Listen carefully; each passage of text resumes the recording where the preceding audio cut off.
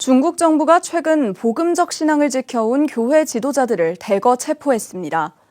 신앙의 자유를 억압하는 이번 조치에 대해 국제사회와 교계가 우려를 나타냈는데요. 체포된 목회자의 가족들은 기적적인 석방을 바란다며 전 세계 교회에 기도를 요청했습니다. 권현석 기자가 보도합니다. 최근 중국 정부는 베이징과 선전, 상하이 등 전국 각지에서 시온교회를 이끌던 조선족 김명일 목사와 30여 명의 교회 지도자들을 체포했습니다.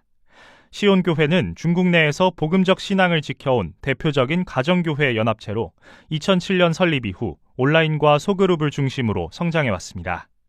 현재 중국 내 40여 개 도시에서 주일 예배를 드리며 온라인으로는 10,000명 이상이 참여하는 규모입니다.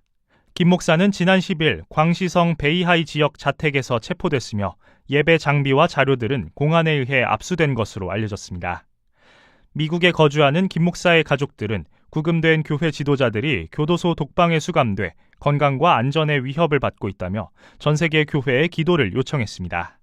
Definitely, as a Christian, I also believe in miracles, and I think that we are calling for a full, unconditional, and immediate release of my family, as well as those 21 others that are detained. So we just call out for prayer and call out for just not to forget us and not to forget the Christians in China. 미국 트럼프 행정부는 이번 구금 사태 직후 김 목사의 즉각적인 석방을 요구하며 중국 내 기독교인 탄압 실태에 대한 우려를 나타냈습니다.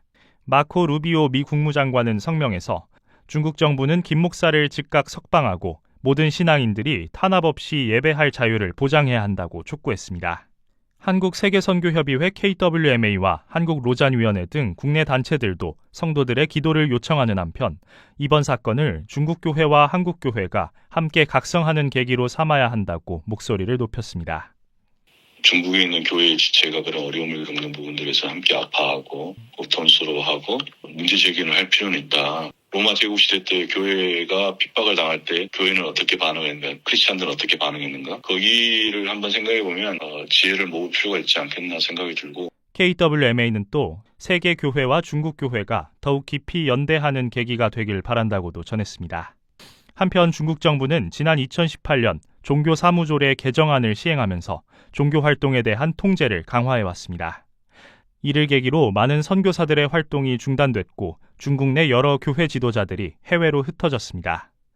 이번 김 목사의 체포는 지난 40년 동안 중국 당국이 기독교 인사를 대상으로 벌인 가장 큰 규모의 단속으로 중국 내 기독교에 대한 조직적 탄압이 본격화됐다는 해석도 나옵니다. 구티비 뉴스 권현석입니다.